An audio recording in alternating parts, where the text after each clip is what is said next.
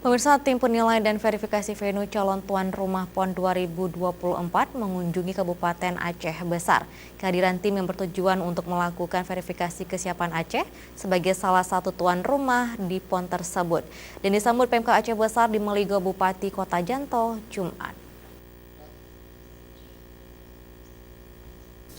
Kehadiran tim penilai dan verifikasi venue calon tuan rumah PON 2024 yang dipimpin Marsda Surya Dharma disambut langsung oleh Bupati Aceh Besar Insinyur Muwardi Ali. Kehadiran tim penilai dan verifikasi KONI Pusat ini memang sudah dinantikan Pemkab Aceh Besar. Bupati Aceh Besar Insinyur Muwardi Ali dalam sambutannya menyatakan, Kabupaten Aceh Besar sudah siap dari semua lini.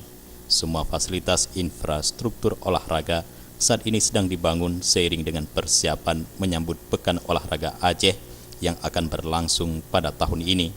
Dalam kesempatan ini, Pemkab Aceh Besar juga melakukan kesiapan Aceh Besar menghadapi PORA 2018. Saat ini menurut Muwardi Ali, Pemkab Aceh Besar juga telah menyediakan anggaran sebesar 170 miliar rupiah yang bersumber dari APBK dan APBA.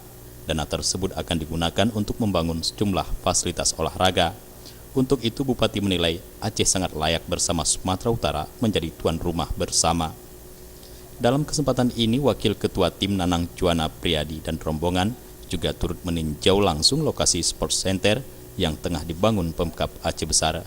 Menurut Kabid Olahraga Dinas Parpora Aceh Besar, Dasa Kusuma Putra, di sini nantinya akan dibangun sejumlah fasilitas olahraga menyambut PORA 2018. Ya, dari venue alhamdulillah kita sudah mulai tender, sebagian besar sudah mulai tender, dan beberapa hari yang lalu seperti rekan-rekan media tahu bahwa kita juga sudah meletakkan batu pertama, itu cikal bakal pembangunan area komplek daripada Sport City, Janto Sport City. Jufrizal dan Faisal, Aceh TV.